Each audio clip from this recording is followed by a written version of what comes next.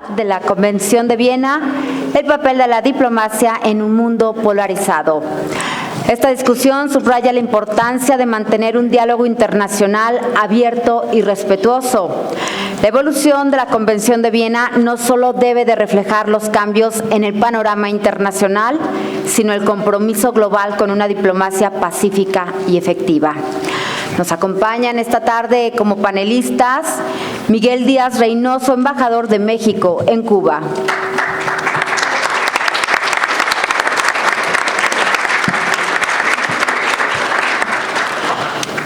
Ileana Rodríguez Santibáñez, investigadora del TEC de Monterrey, nivel 2 del Sistema Nacional de Investigadores.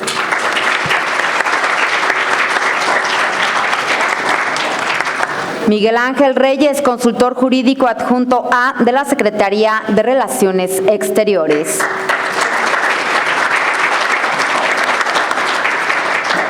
Como moderador, José Trinidad Padilla López, presidente de la Feria Internacional del Libro de Guadalajara.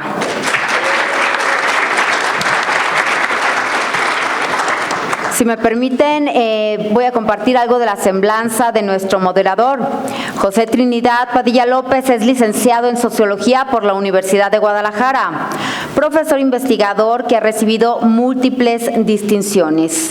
Su trayectoria académica como docente en esta casa de estudios ha sido y es sobresaliente. Fue director ejecutivo de la primera Feria Internacional del Libro de Guadalajara, marcando así el inicio de uno de los eventos culturales más importantes del mundo hispanohablante. Ocupó el cargo de rector general de la Universidad de Guadalajara. Impulsó reformas significativas en beneficio de la institución y su comunidad. Su labor fue reconocida con el doctorado honoris causa otorgado por la Universidad Soka en Tokio, Japón. Además, fue el director fundador del Instituto de Investigaciones en Innovación y Gobernanza, consolidando la investigación académica como un pilar estratégico para el desarrollo institucional. En su trayectoria política fue diputado federal en la 61 legislatura del Honorable Congreso de la Unión. Presidió la Comisión de Educación y posteriormente se desempeñó como diputado local en el Honorable Congreso del Estado de Jalisco, presidiendo la Comisión de Desarrollo Urbano. Después asumió el cargo de Procurador de Desarrollo Urbano del Estado de Jalisco, contribuyendo al ordenamiento territorial y al desarrollo sustentable. En la actualidad es director de la Biblioteca Pública del Estado de Jalisco, Juan José Arriola, así como coordinador de la Cátedra Julio Cortázar y presidente de la Fundación Universidad de Guadalajara y de la Feria Internacional del Libro de Guadalajara, reafirmando así su compromiso por el fortalecimiento educativo y cultural. A continuación, cedo el uso de la palabra al doctor Gabriel Torres Espinosa. Él es el director del Sistema Universitario de Radio y Televisión de la Universidad de Guadalajara, quien nos dará un mensaje de bienvenida. Bueno, no es un mensaje de bienvenida, más bien poner en contexto para todas y todos los que nos acompañan de qué es de lo que vamos a reflexionar el día de hoy, aunque vieron ahí el programa en la FIL seguramente. Bueno, vamos a hablar sobre el debate sobre el futuro y funcionalidad de esto que se conoce como la Convención de Viena.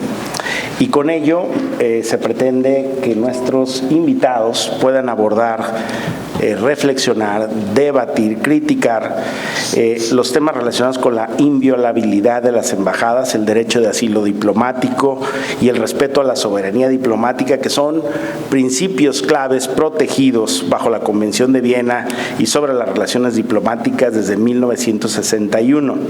Estos principios no solamente son vitales para la protección de los intereses diplomáticos de todas las naciones, sino que también resultan esenciales para mantener la paz, las relaciones internacionales, para facilitar un diálogo constructivo y seguro entre los jefes de Estado y sus naciones. La Convención de Viena ha sido un sostén del derecho internacional público por muchas décadas y una memoria del consenso global sobre la importancia de las relaciones diplomáticas que sean respetuosas y protegidas por normas internacionales. No obstante, Varios incidentes recientes han puesto a prueba los principios de la inviolabilidad de las embajadas, como tenemos varios casos, el último tal vez y más reciente, el de Ecuador en la Embajada de México, el derecho de asilo diplomático y el respeto a la soberanía diplomática, generando tensiones y desafíos significativos en el ámbito del derecho internacional. De forma que el Comité de Filpensamiento reflexionó y decidió que era necesario que durante esta Feria Internacional del Libro se abriese un espacio con expertos y con actores. Por ejemplo, tenemos al embajador Miguel Díaz Reynoso, que además de ser oriundo de Guadalajara, pues es una persona que tiene una amplia trayectoria en la diplomacia internacional, y también tenemos a académicos connotados que el presidente de la FIL, que fungirá como moderador de esta mesa, les va a presentar a ustedes en unos minutos. Bienvenidas y bienvenidos a esta reflexión sobre el futuro, el presente, la vigencia de la Convención de Viena. Muchas gracias, doctor Gabriel Torres. Bueno, vamos a iniciar. Ya está establecido el objetivo de este foro, que es justamente el de reflexionar sobre la interpretación y aplicación de la Convención de Viena en un contexto geopolítico polarizado, con el reto tecnológico que amenaza y al mismo tiempo presenta oportunidades de seguridad a la paz mundial. Para ello van a compartirnos sus reflexiones. Estaban previstos 4 ponentes, uno de ellos parece que ha tenido problemas con el transporte, con el vuelo, que viene un poco retrasado, esperemos que alcance a incorporarse, pero por lo pronto tenemos 3 de estos magníficos ponentes, que empezaríamos en el orden en el que está establecido con el doctor Miguel Díaz Reynoso, que es nacido en Guadalajara en 1952, es diplomático y administrador y ha dedicado más de 38 años al sector público, incluyendo 25 años en la Secretaría de Relaciones Exteriores. Estudió administración en el ITESO y posgrados en el Instituto Politécnico Nacional y en Italia. Su experiencia laboral inició en desarrollo rural y cooperación agroindustrial en Tlaxcala. Desde 1993 ha trabajado en embajadas de México, en Cuba y Argentina, destacando por acuerdos de cooperación científica y cultural. Fue embajador en Nicaragua del 2015 al 2017 y en Cuba desde el año 2019. Además, ha liderado iniciativas en derechos humanos, cambio climático y participación social en foros internacionales. Desde 2024 es columnista en el periódico de circulación nacional La Jornada. Bueno, sin mayor abundamiento, dejo en uso de las palabras a nuestro amigo Miguel Díaz Reynoso. Muchas gracias. Tendrán más o menos de 10 a 12 minutos para exponer en una primera ronda. Una primera ronda. Muchas gracias a la universidad, a la FIL, gracias al amigo de hace muchos años, Gabriel Torres, y en especial a José Trinidad Padilla, Trino Padilla, nuestro amigo también de hace muchos años, por esta iniciativa, por esta invitación. Nos honra y nos complace, y sobre todo compartir la mesa con Liliana y con Miguel Ángel Reyes, y creo que todos vamos a tratar de abordar Convención de Viena, derecho de asilo, así que al ser yo el primero, pues ustedes me disculparán, empezaré dando un flachazo quizás muy elemental de lo que creo que deberemos de abordar en esta tarde. Yo no quisiera empezar sin hacer un comentario más personal. A mí me hubiera gustado mucho que hoy, en esta tarde, estuviera Raúl Padilla. No está Raúl, pero está el nuevo presidente, Trino Padilla. Yo espero que la continuidad de los proyectos que hablamos con Raúl y que toda la voluntad de la Universidad de Guadalajara de internacionalizarse y de discutir los temas internacionales prevalezca y continúe en manos del nuevo presidente de la feria.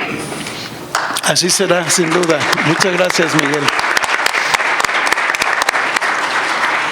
Saludo a nuestro amigo Pedro Mátar, que viene de Cancillería, de un área muy importante que es vinculación política. Me da mucho gusto que nos acompañes. La relevancia del tema. Qué bueno que a la universidad le pareció necesario hablar del asilo, de la afronta que ha vivido México en los últimos tiempos, efectivamente, con la irrupción en la Embajada de México en Ecuador. De eso vamos a hablar, del asilo, de la Convención de Viena, y yo creo que mis colegas expertos en el tema podrán abundar más. Pero me gusta mucho el subtítulo que nos lanza la mesa del papel de la diplomacia en un mundo polarizado. Yo creo que esa es la gran pregunta. ¿Qué hacer desde la diplomacia en un mundo polarizado? ¿Y qué creen? Viene para peor. Pronto veremos cómo se complica la geopolítica y va a ser más necesario que nunca apelar a la diplomacia en tiempos oscuros, diría Hannah Arendt. Vamos a hablar del asilo, de la inviolabilidad de las misiones. Si hay manera, hablaremos de casos, de historias. Hay muchas personas que creen que la globalización es un fenómeno que tiene únicamente una dimensión económica, financiera. Vivimos siempre hablando de la globalización y nos referimos a las tecnologías, a las grandes empresas, a las multinacionales. Eso para todo el mundo es globalización. Quizás olvidamos, sin embargo, que la globalización puede y debe ser también un proceso que suministre estándares jurídicos compartidos para todos, para toda la humanidad, en una diversidad muy amplia de temas. El objetivo final es que no importa dónde nazca una persona o la nacionalidad que tenga, para que pueda disfrutar de los mismos derechos y llevar una vida digna. Todas las instituciones internacionales de carácter mundial o regional deberían trabajar para satisfacer día con día ese objetivo del que todavía estamos tan lejanos en algunos países.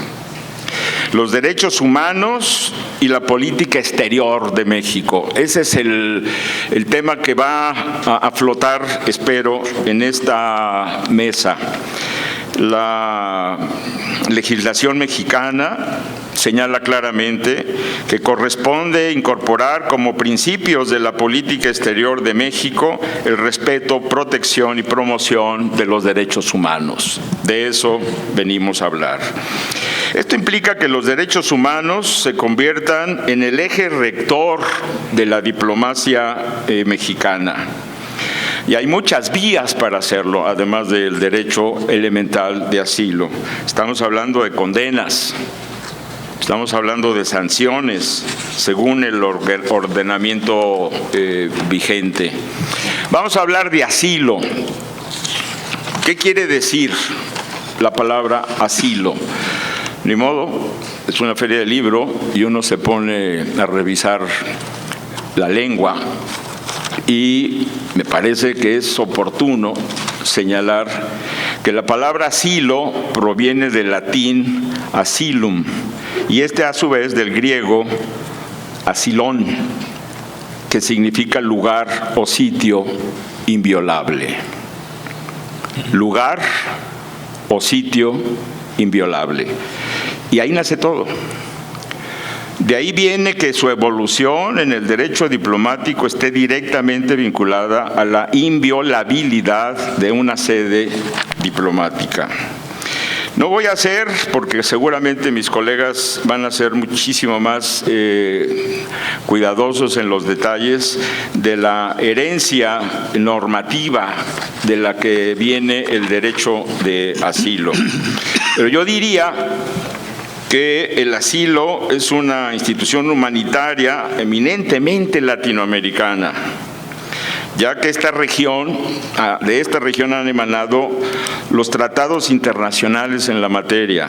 Convención sobre el asilo adoptada en La Habana, Cuba, en el 28, México la ratifica en el 29, Convención sobre asilo política adoptada en Montevideo, Uruguay, en el 33, México la ratifica en el 36, Convención de asilo diplomático adoptada en Caracas en el 54, México la adopta en el 57, y la Convención sobre asilo territorial adoptada en Caracas en el 54.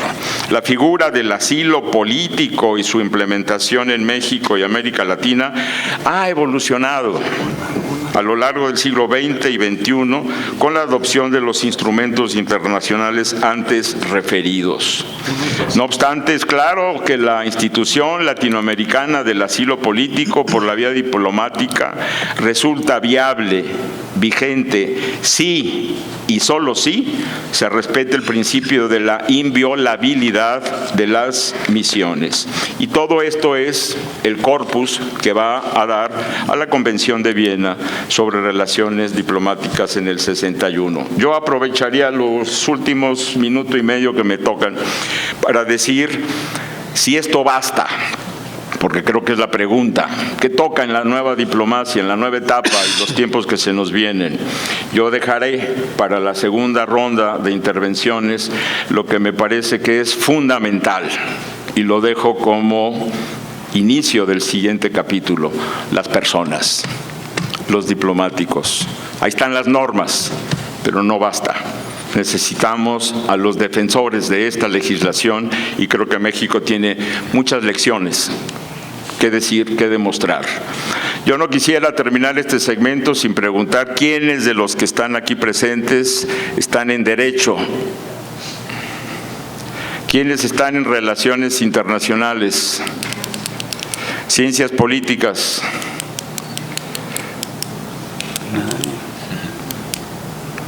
¿Qué más estudian?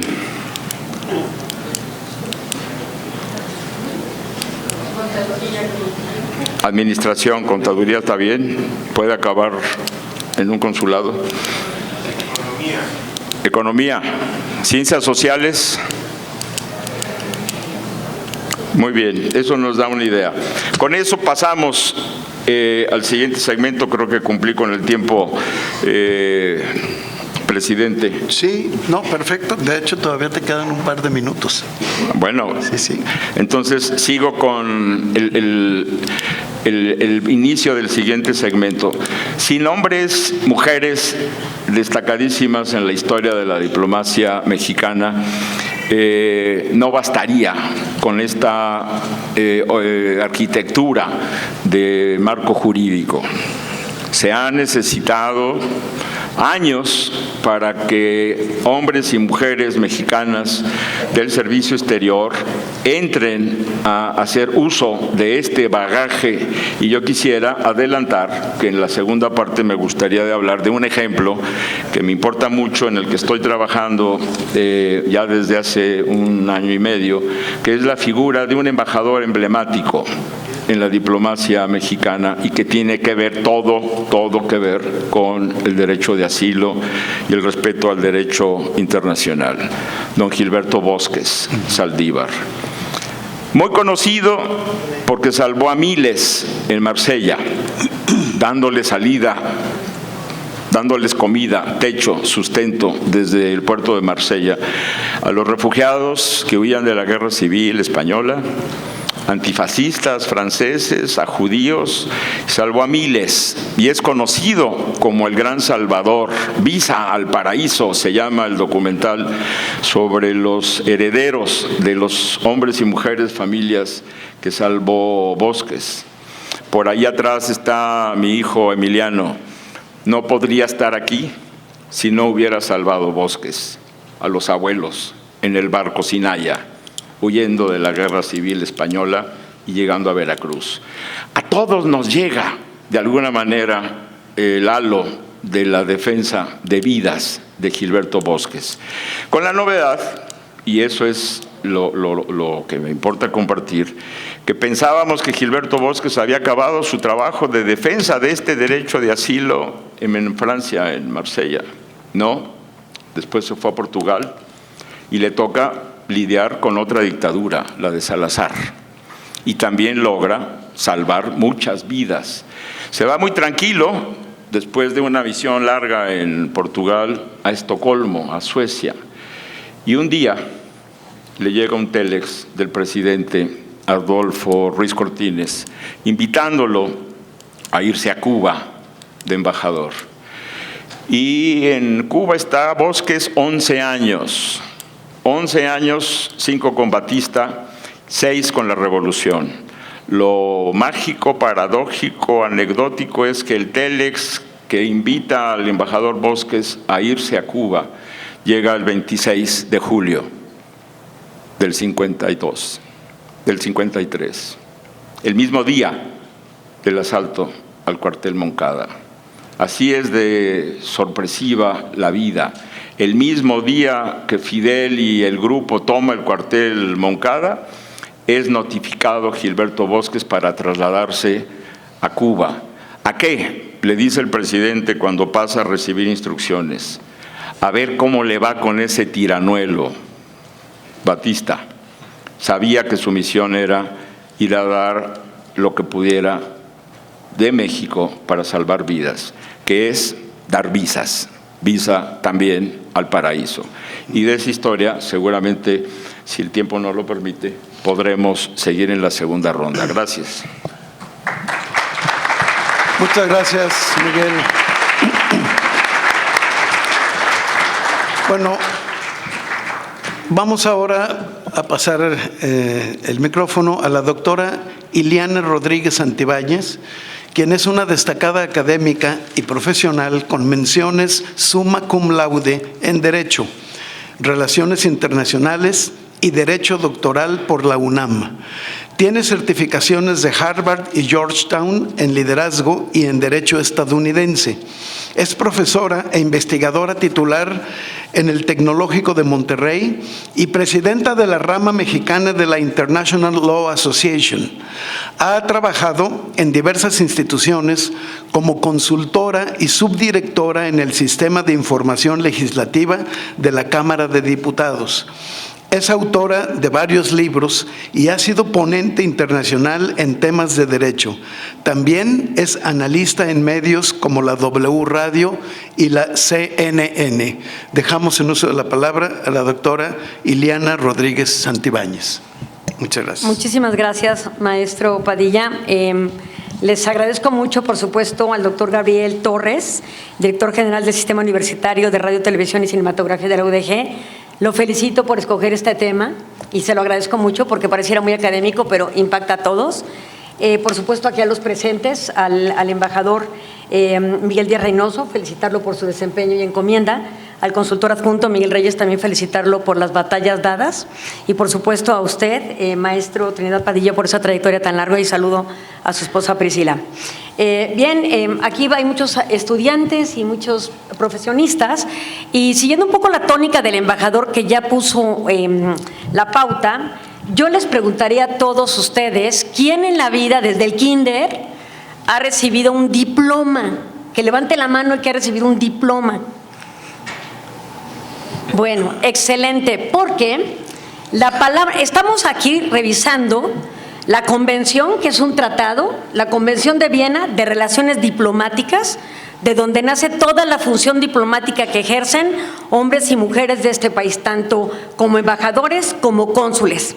La palabra diplomacia proviene del griego diplomé, que es ese diploma que lo que nos da cuando nos dan un diploma es el reconocimiento de una habilidad, así sea primer lugar en kinder, en plastilina 1, te están reconociendo que tienes una habilidad destacada.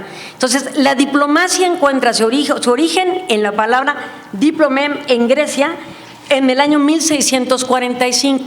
¿Qué es la diplomacia? generalmente tomamos inferencia del idioma, de lo que nos es propio y de lo que desarrollamos habitualmente. Generalmente le pedimos al amigo más diplomático de nosotros que nos ayude a resolver una problemática.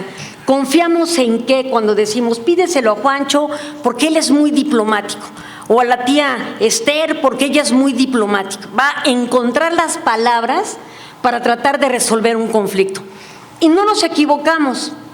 Esa interpretación que coloquialmente damos a la diplomacia, eso es. Y ya en términos más científicos, podemos definirla de acuerdo al libro de prácticas diplomáticas de Sir Ivo Roberts, en su último libro, dice: la diplomacia es la aplicación de inteligencia y tácticas para conducirse en relaciones oficiales entre gobiernos de estados independientes y se puede extender incluso en sus relaciones con otros territorios sin independencia o dependientes y entre gobiernos sin reconocimiento internacional. O sea, ahí ese es el término de la diplomacia, que liso y llanamente es la condición de hacer negocios o actos entre estados mediante medios pacíficos. ¿Qué esperamos de la guerra entre Rusia y Ucrania? Pues la verdad, un milagro, porque allí lo que se espera es una resolución diplomática.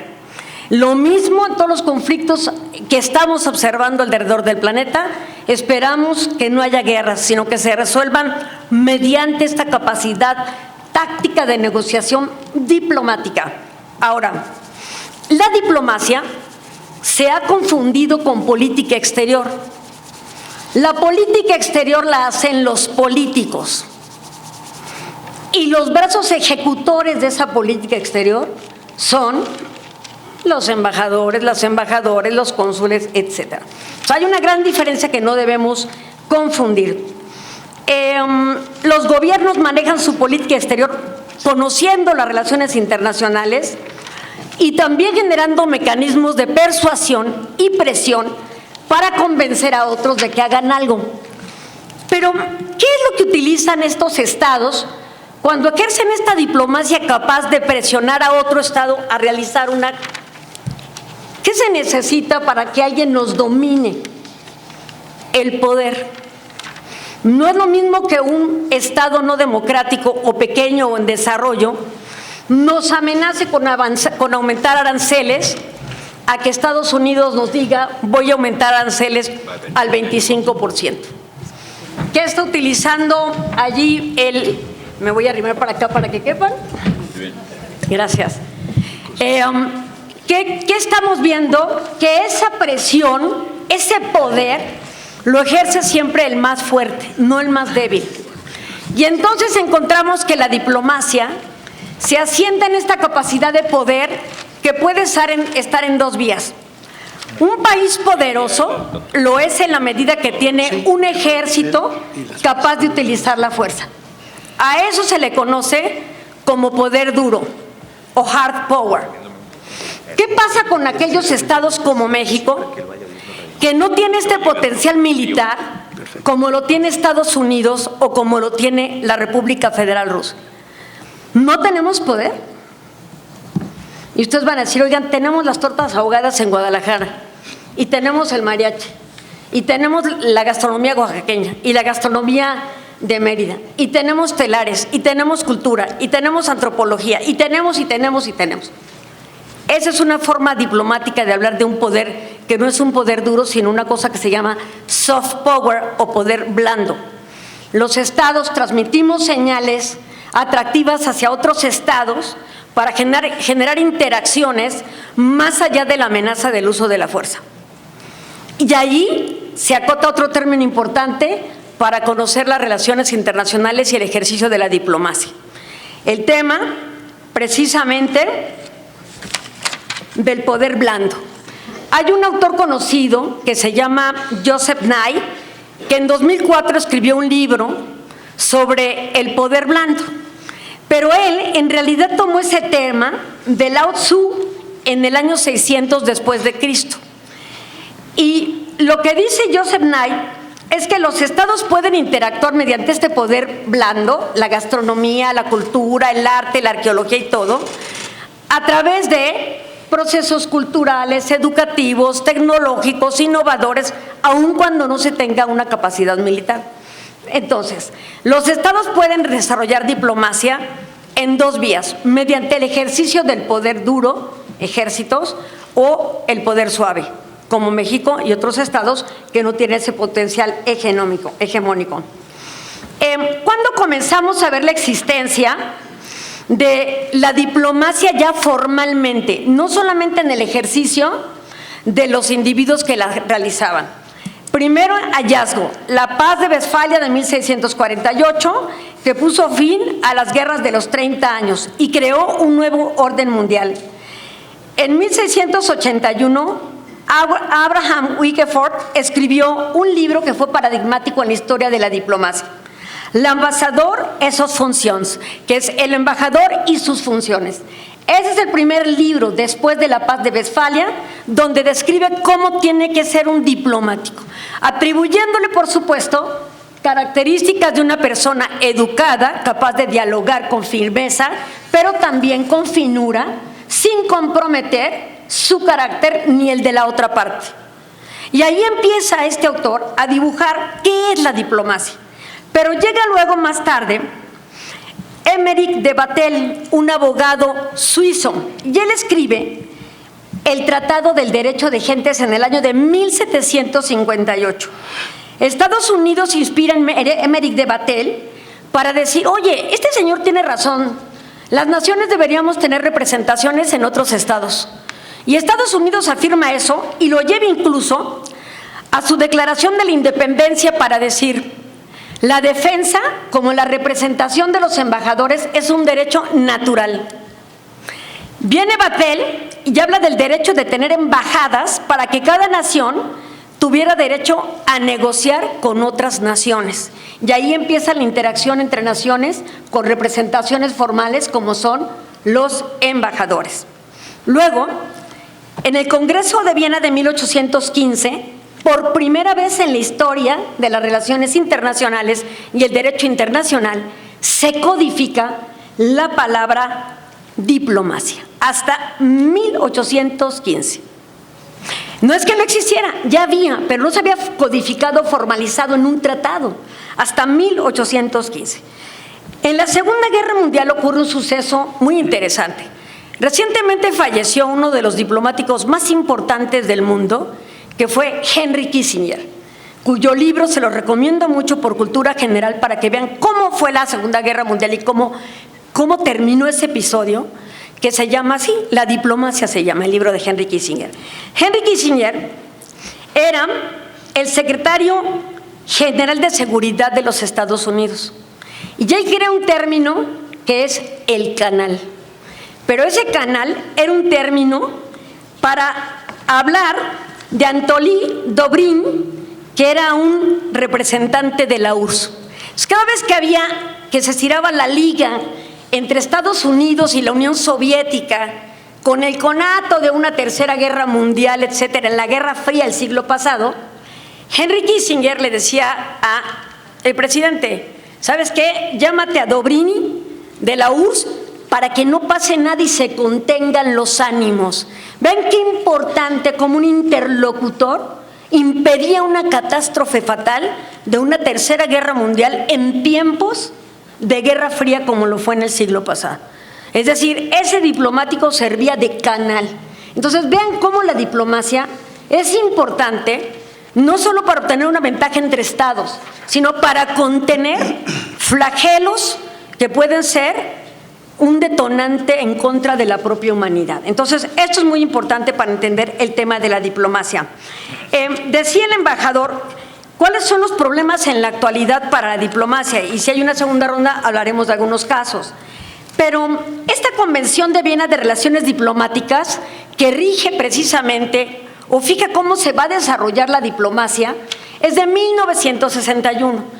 En el 63 nace otra convención, que es la Convención de Viena de Relaciones Consulares, que rige a los miembros del cuerpo consular. El diplomático revela y conduce la política exterior, mientras que el cónsul tete a tete, frente a frente, diario a diario, el derecho y la protección de los connacionales. No es poco común que veamos sedes de embajadas que además tienen ahí mismo la oficina consular, pero son funciones distintas. Aunque al final los dos tienen el mismo propósito de hacer valer la política exterior, al final las funciones son distintas. La pregunta de ¿a qué se dedican ustedes, jóvenes? Es que ustedes, si tienen un título de licenciatura, deberían revisar la Ley del Servicio Exterior Mexicano para plantearse en su futuro la posibilidad de ser diplomático o diplomática o cónsul o ejercer una función de carácter administrativa dentro de los consulados o las embajadas en México, donde hay una red muy importante a nivel internacional. Entonces, les invitamos a revisar justamente las convocatorias cuando salgan y la ley, por supuesto, del Servicio Exterior Mexicano, donde se fija qué se requiere para que yo pueda ser representante de mi país en otro país. Creo que aquí dejaré mi intervención solamente diciendo que los retos que enfrenta la diplomacia en la actualidad son estos: los ciberataques. Aquí se recomienda actualizar la Convención de Viena de Relaciones Diplomáticas para abordar la protección de las comunicaciones diplomáticas en la era digital. Nunca pensamos que una pandemia nos iba a distanciar tanto y sin embargo la función diplomática se mantuvo gracias al uso de la tecnología y todo lo que tenía que ver con los desarrollos digitales. Pero eso aún presume la posibilidad de un riesgo de secretos de Estado revelados en estos canales. Ese es un gran reto para la Convención. Otro, el tema del terrorismo.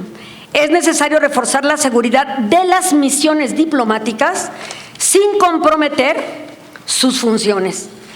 Tercera, el abuso de privilegios. En mi clase de Derecho Internacional Público, algo que le digo a mis alumnos es: no confundan la inmunidad que tienen los cónsules y los embajadores para realizar sus funciones con la impunidad, de la que también se han servido muchos representantes diplomáticos y consulados, argumentando esta protección de prácticamente ser intocables en materia penal. Entonces, sí hay que replantear un tema de abuso de privilegios. Se requieren implementar mecanismos más efectivos para abordar casos de abuso de inmunidad diplomática sin socavar la protección esencial que brinda esta figura tan importante. Y cuarto, para mí un reto a vencer dentro de esta convención de 1963 es reconocer los conflictos no tradicionales, donde la convención debe adaptarse para abordar situaciones en conflictos con actores no estatales o estados fallidos. Esos son para mí los grandes desafíos de la propia convención. Con esta primera intervención, si no es que la última, pero si no tengo casos también documentados, cedo la palabra al señor, al maestro Padilla para que nos ayude, por favor. Muchas gracias, maestra.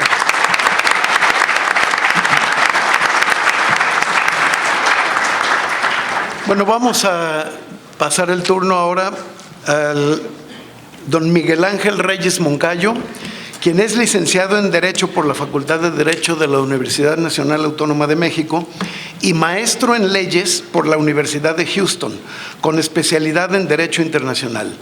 Cuenta con 19 años de experiencia en la Cancillería mexicana. Entre sus funciones están asesorar al secretario y otras oficinas en materia de derecho internacional, incluyendo las disposiciones de la Convención de Viena sobre relaciones diplomáticas. Participa en la defensa de México ante tribunales internacionales, incluyendo la Corte Internacional de Justicia. Es miembro del Servicio Exterior Mexicano desde 2012, con rango de primer secretario. Ha sido también profesor de Derecho Internacional Público a nivel de licenciatura. Lo dejamos en uso de la palabra. Muchísimas gracias, maestro. Y empiezo dando un agradecimiento a todas y a todos ustedes por estar aquí un viernes por la tarde escuchándonos en este panel. Por supuesto, un agradecimiento a las autoridades de la universidad por extendernos esta invitación. Y solo decir que para mí es un privilegio estar aquí con ustedes y compartiendo la mesa, por supuesto, con el embajador Díaz Reynoso, con la doctora Ileana, con el doctor Ernesto y, por supuesto, bajo la moderación del presidente de la FIL, el maestro Trinidad Padilla. Muchísimas gracias. Para quienes nos dedicamos al estudio del derecho, de relaciones internacionales, historia, sociología y carreras afines, La Convención de Viena sobre Relaciones Diplomáticas es un tratado fascinante. Y es un tratado fascinante por dos cosas. La primera es porque todos hemos escuchado de los tratados internacionales y tal vez pues los que estamos más familiarizados es en temas de derechos humanos, los de libre comercio, ahora que se está en noticias, en medios de comunicación, la revisión del Tratado de Libre Comercio con Estados Unidos y Canadá. Y la Convención de Viena es, en estricto sentido, un tratado más de los cientos o miles que hay de los que el mundo es parte. Pero es fascinante por dos razones. La primera es porque son muy pocos tratados, tal vez me atrevería a decir que es el único tratado que tiene una universalidad apabullante. Es decir, tenemos a 193 estados parte que son de la Convención, lo cual ningún otro tratado en el mundo ha logrado. Y tiene además un alto índice de cumplimiento, y esto no es de a gratis, porque el gran incentivo que tienen los países para cumplir con este tratado es que si yo no cumplo con las disposiciones y le hago una cosa a la embajada, le pueden hacer lo mismo a la mía en el otro país en reciprocidad. Pero la segunda razón por la cual es un tratado fascinante es porque ha dado lugar a muchas historias de espionaje. O sea, el tema de la valija diplomática, la misteriosa valija diplomática, la inmunidad de jurisdicción en donde no puedes tocar a los agentes diplomáticos para poder ejercer sus funciones, ha dado lugar a películas, a series de televisión y nos ha metido en un mundo en el cual pues desconocemos cuáles son realmente los alcances de la Convención. Y en ese sentido, pues es un tratado, ya lo mencionaba la doctora Rodríguez, las reglas de la Convención vienen desde hace muchísimo tiempo. De entrada es una convención que se adoptó en el 61 y fue negociada, como todo tratado multilateral, lleva muchos años para que pueda adoptarse sus reglas. Entonces, imagínense ustedes el mundo a mediados de los 50, ¿qué tanto ha cambiado respecto al día de hoy? Pues creo que todo el mundo podemos llegar al consenso de que ha cambiado y bastante. Pero también las reglas no nacieron necesariamente en la década de los 50. Las reglas vienen desde mucho más atrás y la doctora Rodríguez nos dio una reseña histórica de cómo ha evolucionado la institución de la diplomacia. Entonces es muy pertinente preguntarnos si la Convención al día de hoy es funcional, si ha quedado superada, necesita actualizarse. Y lo que quiero llevar en esta primera intervención a su reflexión son algunas de las disposiciones clave de la Convención. Es un tratado muy largo, es un tratado que regula de manera, me parece, muy vasta las relaciones diplomáticas entre los países y parte de la regla principal, y me parece que el fundamento del cual parte la Convención es que las relaciones diplomáticas se van a establecer por mutuo consentimiento, es decir, no, así como en la vida real nadie puede obligarnos a ser amigos o amigas de otra persona, lo mismo en las relaciones internacionales. Por mutuo consentimiento vamos a establecerlas y si no queremos las vamos a terminar. Entonces, partiendo de esa regla fundamental de la Convención es que se empiezan a derivar muchísimas otras reglas que son, desde mi punto de vista, también muy, muy interesantes, pero que también han sido objeto de evolución. Es decir, el derecho, la historia, las relaciones internacionales no se han mantenido quietas y ustedes lo pueden ver, prenden las noticias el día de hoy y el mundo es muy diferente a como era ayer. Y de este catálogo de disposiciones que tiene la Convención de Viena, me gustaría resaltar algunas que quiero llevar a su atención. Primero, lo mencionaba hace rato, el de la valija diplomática, que para todo el mundo es un misterio y no sabemos, o sea, nos imaginamos literalmente tal vez un maletín de cuero muy elegante con lacrado el escudo de un país para identificarlo. Pues la valija diplomática realmente puede ser cualquier sobre, documento, caja, y se trata de todo aquel bulto, así lo define la Convención, un bulto que mientras esté plenamente identificado como valija diplomática, nos va a servir para transportar todos aquellos objetos que sean esenciales para el fin de la misión. Y aquí es muy importante una cosa, la Convención prevé que la valija no puede ser ni abierta ni retenida. Y esto tiene como fin pues, garantizar que sus contenidos no se revelen, pero sobre todo las comunicaciones. Recuerden, vayámonos a 1950 y estábamos hablando que las comunicaciones entre estados se mandaban en papeles probablemente cifrados como estos y se estableció la regla de que las valijas no puedan ser abiertas y retenidas. Pero ¿qué pasa entonces al día de hoy? Todo el mundo cuando abordamos un avión tenemos que pasar por revisiones de rayos X. Y esa situación, las revisiones con rayos X o con medios no intrusivos, eso no estaba previsto al momento de la convención cuando se negocia. Entonces aquí la gran pregunta es, ¿tenemos que actualizar la convención, que volverla a negociar, a lo mejor aquí en esta ciudad y que se llame ahora la Convención de Guadalajara sobre Relaciones Diplomáticas bis? O bien partimos de que la convención busca proteger las comunicaciones y entonces si estamos hablando de métodos intrusivos que aún sin abrir las cajas, sin quitar los sellos, podemos leer su contenido, que hay escáneres al día de hoy lo suficientemente potentes que permiten eso, pues entonces significa que estamos abriéndola de manera virtual. Es decir, lo que los estados en los 50 decidieron negociar y adoptaron en el 61 es una protección de lo que hay adentro. No necesitamos abrir una valija diplomática para poder conocer su contenido. Pero también es cierto que la valija diplomática ha dado lugar a muchos abusos y ha sido utilizada históricamente por muchos países para sacar armas, para introducir sustancias, para incluso hacer extradiciones extrajudiciales. Imagínense, es decir, estamos en un país, capturamos a una persona que está buscada en nuestro país, lo metemos en una valija diplomática, le hacemos 3 hoyitos para que no se nos asfixie en el camino, le ponemos una cinta que diga no tocar y no manipular, no sacudir, y esos son casos reales de la convención. Entonces, las disposiciones de la valija diplomática son unas que la tecnología nos ha obligado a reinterpretar la convención porque cambiarla va a ser muy complicado. Imagínense poner de acuerdo a 193 estados parte, si en sus familias muy probablemente con un número mucho menor de integrantes es difícil ponerse de acuerdo. Ahora imagínense poner a 193 o más estados de la comunidad internacional de acuerdo en una cosa. Por otra parte, tenemos la inviolabilidad personal de los agentes diplomáticos. Y esto también se ha puesto ha sido pues, muy llamativo en algunos casos.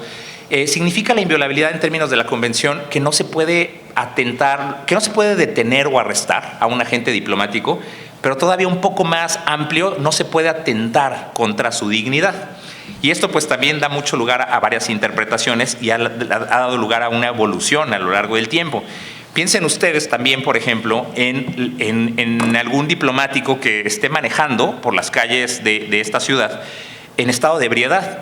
Entonces, ¿qué va a pasar? ¿Vamos a permitir que continúe manejando un vehículo, pero si lo detenemos violamos la convención? Entonces, ¿qué hacemos? ¿Cómo la interpretamos? ¿Cómo va evolucionando la convención en ese aspecto? Y una solución muy pragmática que han encontrado los estados es impedirle que siga conduciendo, no bajo una detención, sino bajo la lógica de que también tenemos la obligación como país de cuidarlo en su persona. Y no solamente, si maneja en estado de ebriedad, no solamente se está poniendo en riesgo a sí misma esa persona, sino está poniéndose, en riesgo a sí misma y a otras personas. Entonces, son formas en las cuales los estados han tenido que ir, insisto, buscando cuál es el objeto y el fin de la convención para poderlo ajustar a la realidad. Y la tercera disposición clave, me parece que lo hemos platicado hasta ahora, también tiene que ver con la inviolabilidad de los locales diplomáticos. Y esta inviolabilidad, ojo, se traduce en que las autoridades de un país no pueden ingresar a los locales diplomáticos, no pueden invadir, no pueden entrar sin el consentimiento. Y esto ha dado lugar a una falsa percepción, y eso también es algo que me gustaría que pudieran llevarse de esta charla. Da la falsa percepción de que las embajadas son territorio extranjero. Entonces, por ejemplo, a veces llegamos a pensar que nuestras embajadas es México, es un pedazo de México, y no, por mucho que hagan unas excelentes recepciones de 16 de septiembre y junten a la comunidad mexicana y rompan piñatas, no se trata de territorio mexicano, sino que el hecho de que las autoridades de un país no puedan entrar nos ha hecho pensar que son territorio de otro país. Pero no, eso es una percepción popular y no jurídica. Y la inviolabilidad de locales es una de las prerrogativas o de las disposiciones de la Convención que ha sido puesta a prueba también de manera dura en los últimos años. Uno de los casos más notorios ocurrió a mediados a finales de la década de los 70 con la crisis de los rehenes en Teherán, en donde un grupo de personas asaltó la embajada de Estados Unidos en Irán y de sus consulados también en ese país, y capturaron al personal. Y si bien en un principio eran grupos que no pertenecían formalmente a la estructura del gobierno, el gobierno iraní en ese entonces adoptó o no realizó adecuadamente su función de protección de los locales diplomáticos. Y a lo largo de la historia ha habido muchísimos otros más, y un ejemplo mucho más reciente, lo platicaba también el embajador Díaz Reynoso, es el asalto que vivió nuestra embajada en Quito en abril, al 30 de abril de este año.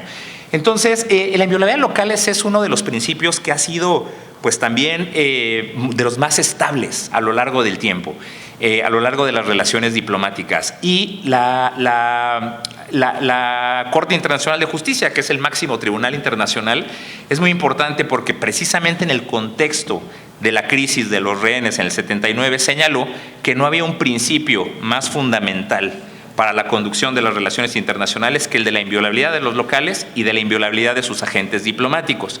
Y esto lo dijo en el 79 y lo reafirmó en mayo pasado también. Es decir, que se trata de una de las reglas más importantes, y no es que la más importante, de las relaciones diplomáticas. También lo adelantaba ya la doctora Rodríguez, que las inmunidades, las inviolabilidades pueden llegar a cometer o pueden llegar a derivar en abusos. Y la propia convención tiene algunos remedios para hacer frente a ellos.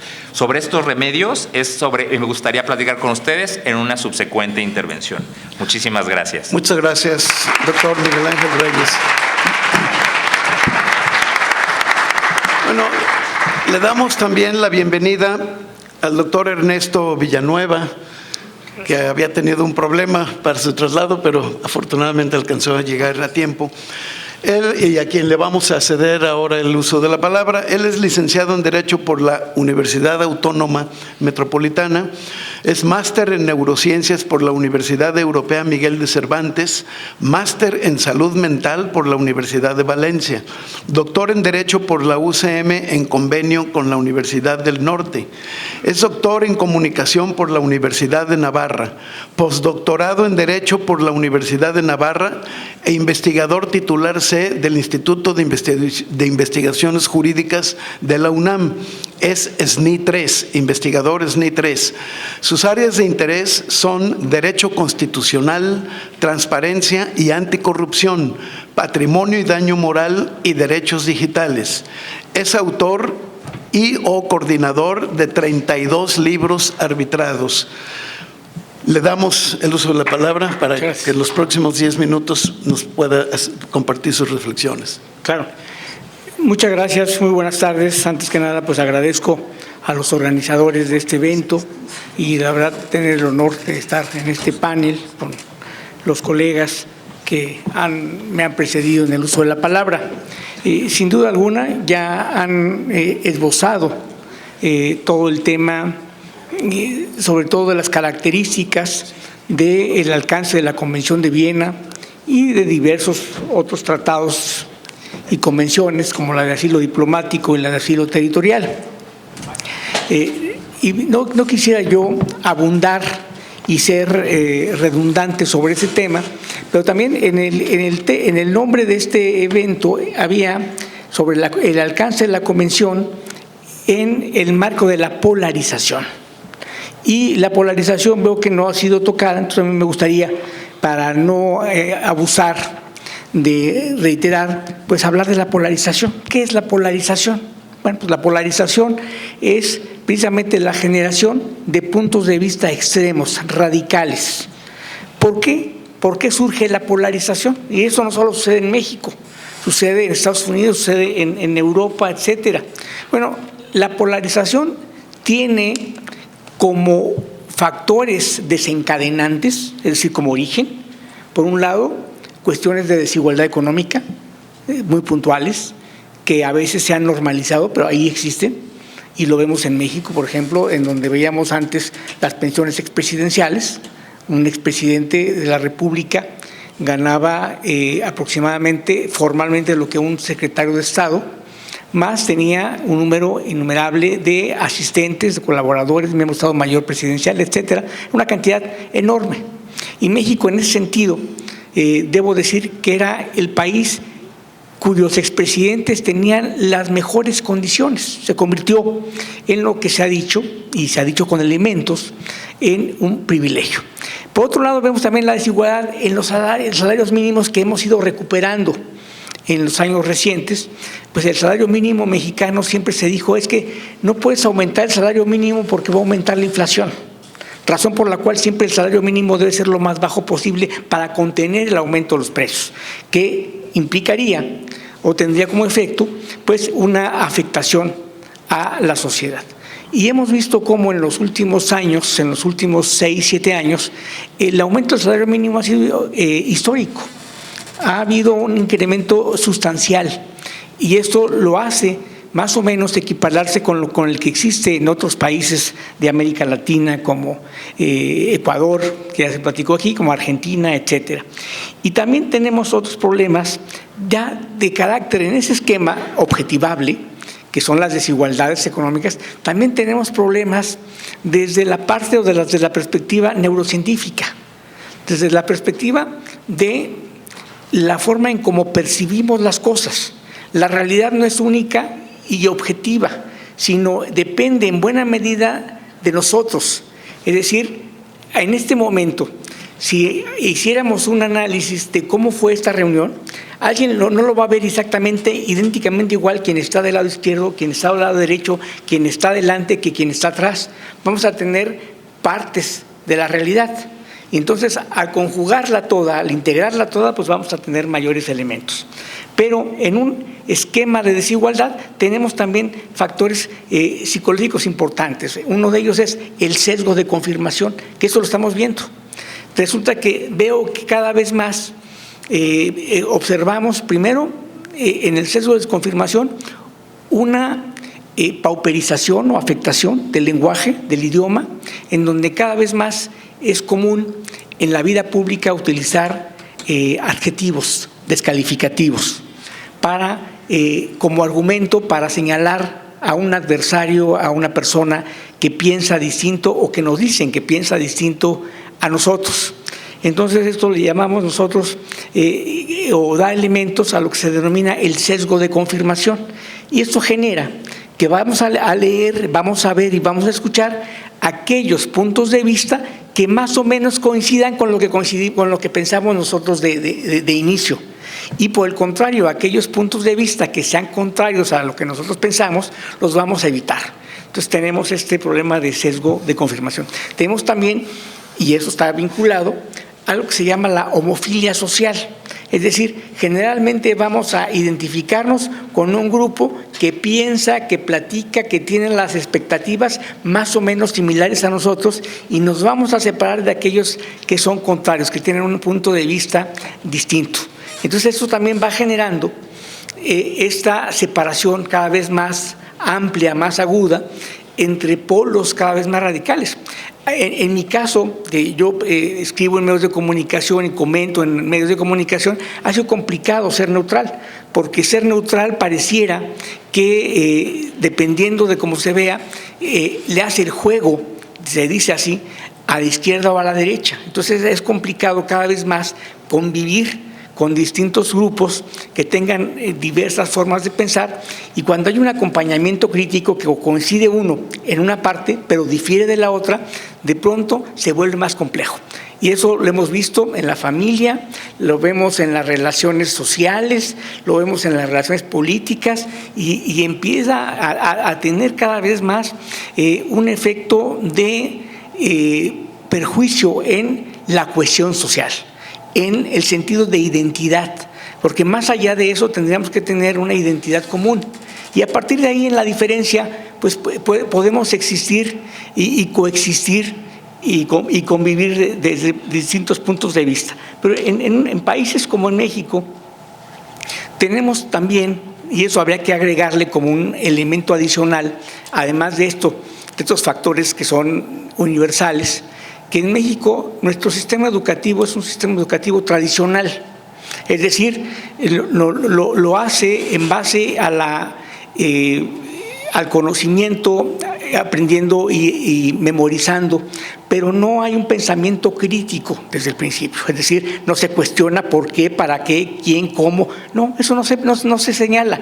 Generalmente eso se ha vuelto, en el caso mexicano, como algo conflictivo. No, mejor ni leer porque es muy conflictivo, todo lo cuestiona, todo lo pregunta. Mejor vámonos con aquel que es buen alumno, buena alumna, se porta bien. Entonces, esto es parte del problema. Entonces, ¿cómo podemos mejorar rápidamente el tema de la polarización?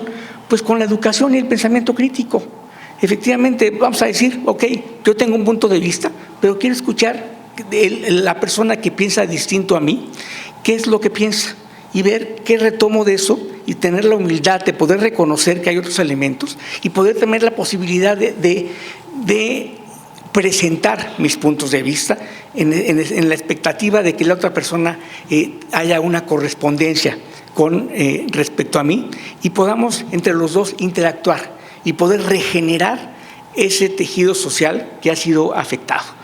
Hay temas muy puntuales en las redes sociales y las redes sociales son parte del problema. ¿Por qué? Porque las redes sociales, los algoritmos de las redes sociales no son transparentes. ¿Y qué es lo que hacen? Lo que hacen es reproducir la polarización. ¿Por qué? Porque en la medida en que consultamos noticias de diverso tipo o contenidos de diversa naturaleza, siempre nos van a aparecer contenidos similares y cada vez nos van a ser más polarizantes. Entonces, lo que tendría que haber ahí, pues es una transparencia, una equidad y una corrección para que los propios algoritmos no reproduzcan esta circunstancia, sino por el contrario, genere elementos que permita un diálogo inclusivo que no existe en el mundo digital. Y finalmente, creo yo que tendríamos también, y esto en buena medida depende de los actores políticos, de los actores sociales, con esto concluiré mi participación, es transformar el discurso, transformar la narrativa, no tener, cada vez que vemos textos, y esto yo lo he visto que he publicado yo desde hace muchísimo tiempo, cada vez más los adjetivos calificativos, en este caso de descalificación, han ido aumentando y se han convertido en el argumento, cuando no lo deberían ser la excepción a la regla. Entonces, en buena medida, aquellas personas que han tenido la oportunidad de lograr tener una importante educación, una posibilidad de acceso a estándares altos en otros países, en otras partes del mundo, bueno, la contribución social mínima es contribuir a precisamente también, y con eso también coincido o sigo con lo primero que empecé, con la mejora del lenguaje. Hablamos de la pauperización, entonces en el enriquecimiento social. Es en buena medida, yo creo que uno de los puntos muy importantes. En síntesis, para poder transformar la polarización, tenemos que buscar que haya pensamiento crítico, que haya reformas en los algoritmos y tercero, que haya una reforma también en el discurso político y social para que no haya tanta división y tanta desunión entre la sociedad. Muchas gracias.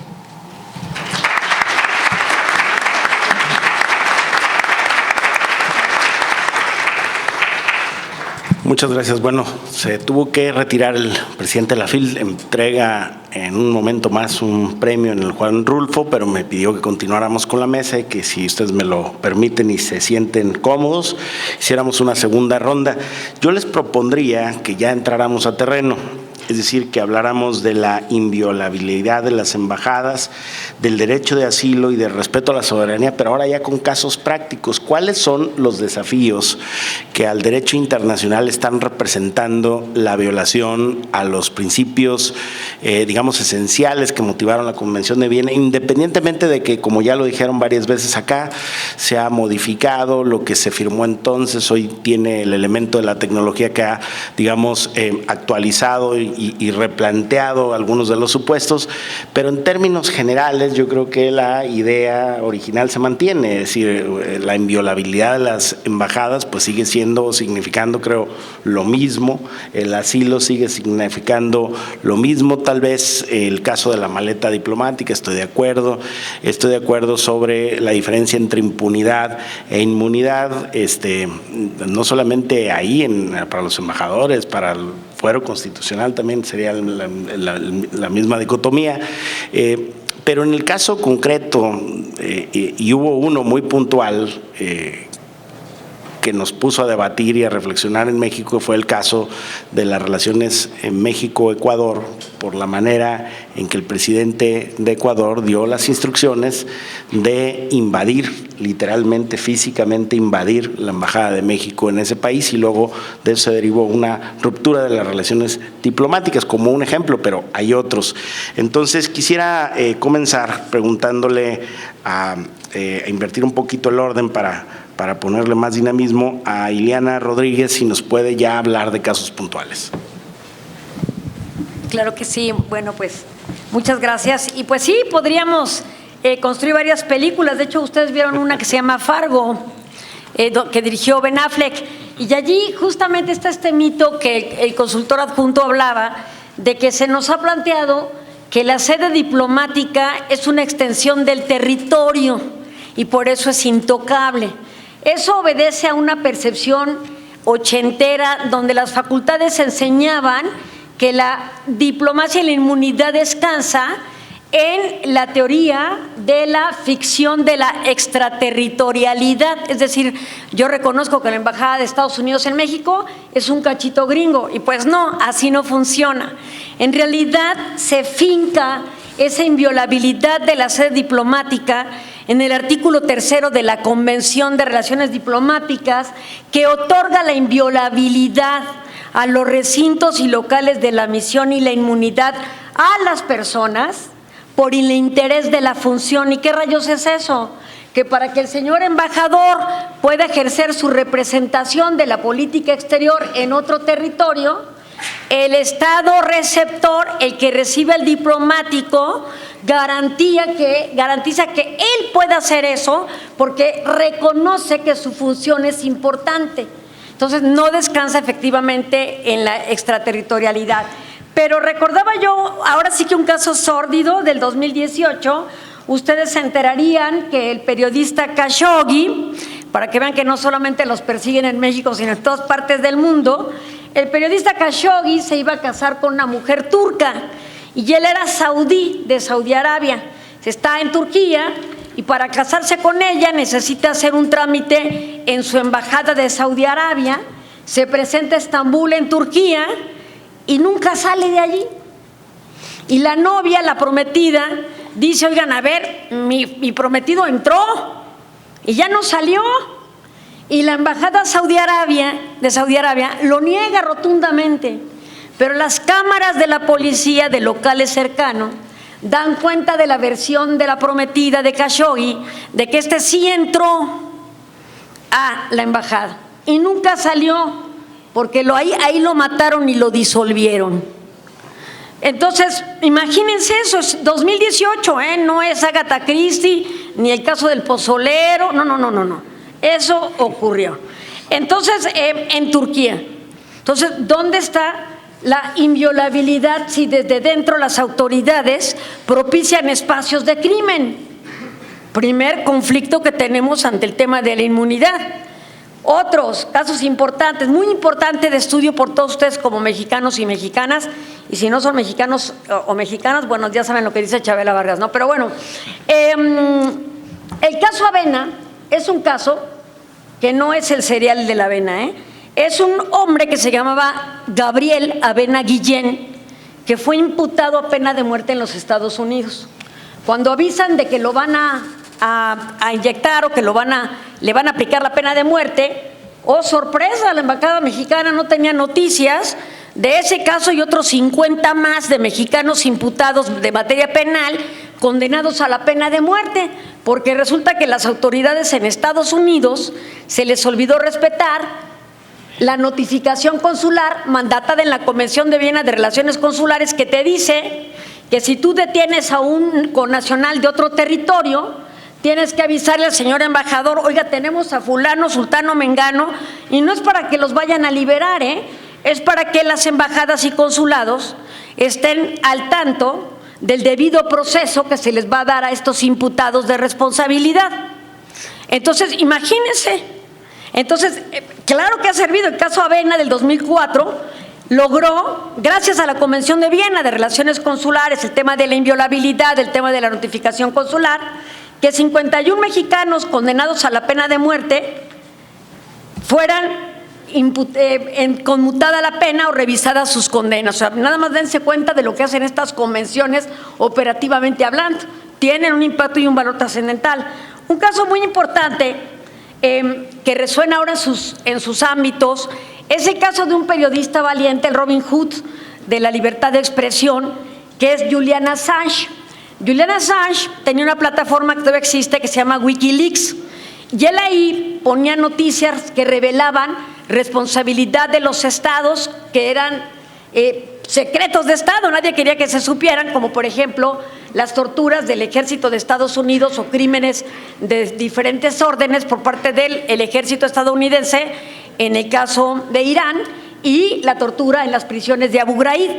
Entonces ahí salieron estos cables. A México nos pegó, por ejemplo, en la época de Calderón, Wikileaks sacó en La Jornada varios artículos de la guerra contra el crimen organizado, que en ese momento se consideró un poco fallida cuando empezó todo esto.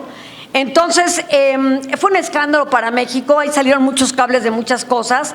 Julian Assange entonces empezó a ser perseguido por los Estados Unidos como prácticamente traición a secretos de alta seguridad.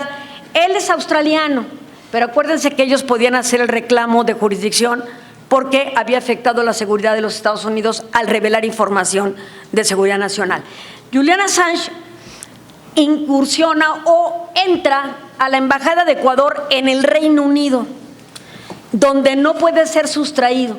Es decir, el gobierno del Reino Unido no podía tocar la puerta de Ecuador y decirle: entrégame a Julian Assange. ¿Por qué? Porque los recintos diplomáticos son inviolables e impenetrables. La autoridad del Estado está obligada a resguardar el local, no violentarlo.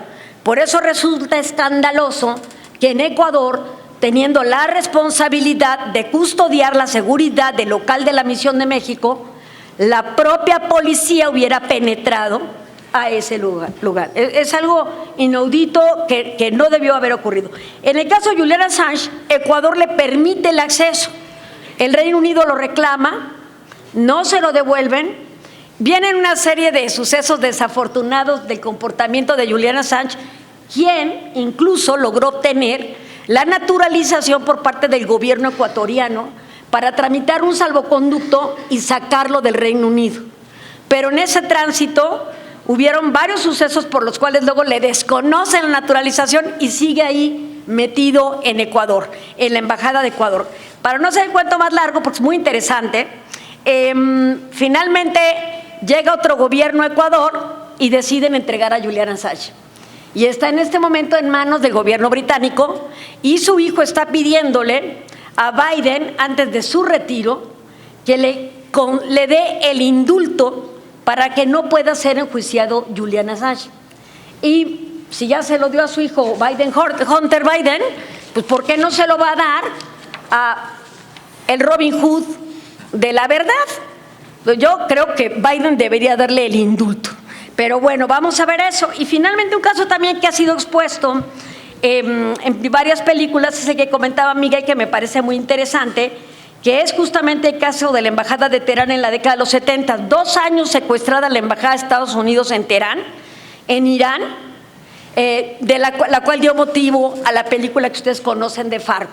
Entonces, esas son de las principales, pero hoy día la subsecretaria de nuestra Cancillería, de apellido Mercado, Tere Mercado, ella misma vivió un episodio importante en Perú al salvaguardar la seguridad de diferentes políticos, uno entre ellos el que llegó a ser presidente, que fue Arce. Si Tere Mercado no hubiera dado asilo En Bolivia, perdón, gracias, embajador. Si no hubiera dado asilo en Bolivia a Arce, él nunca hubiera llegado a ser presidente.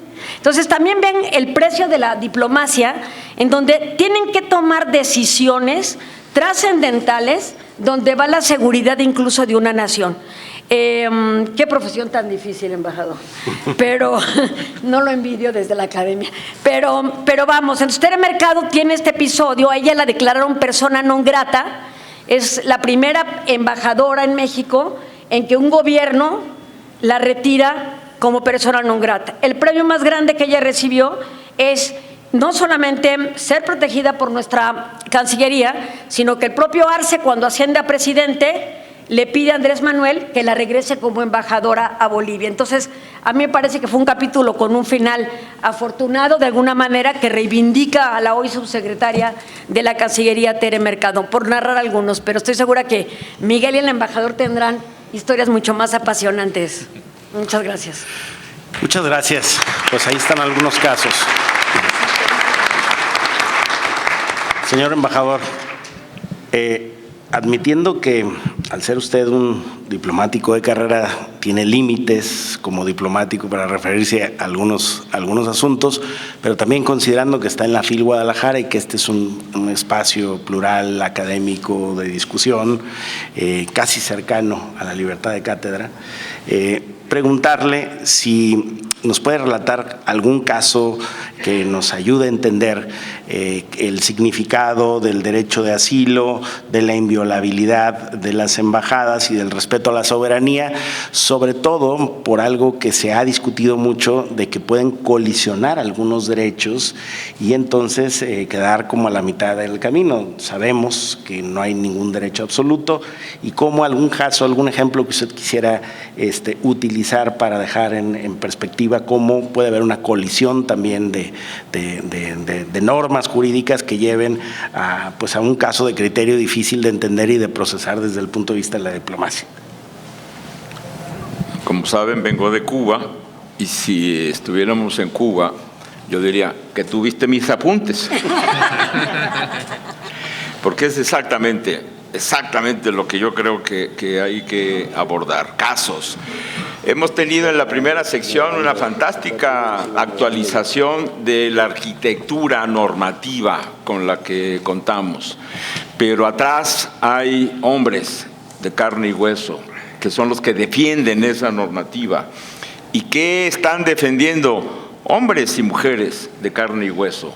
Estamos hablando de salvar vidas, estamos hablando de cosas muy importantes para el derecho, pero muy importantes para el factor humano, el derecho al bienestar, el derecho a la vida.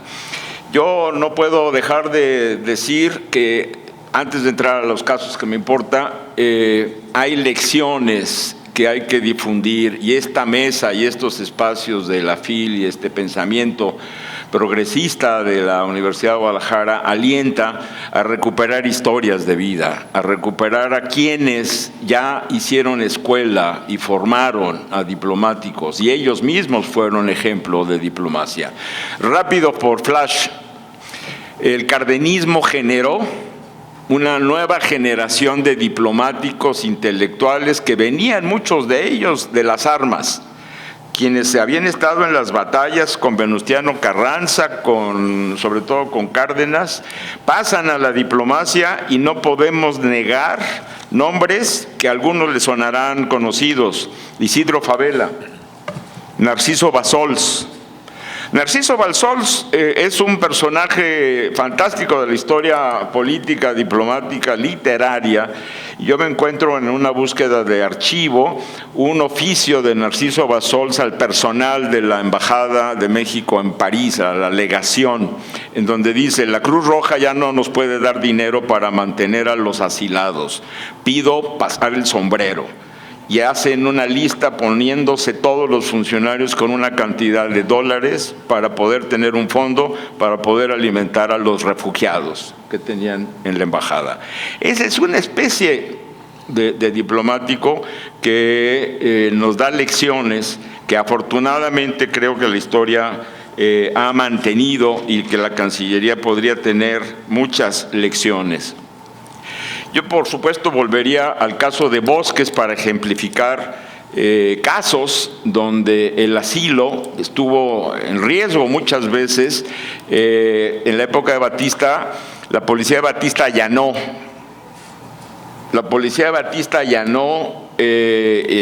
Intentando dar respuesta a tu pregunta, la policía de Batista allanó la embajada de Haití, mató a todos los refugiados.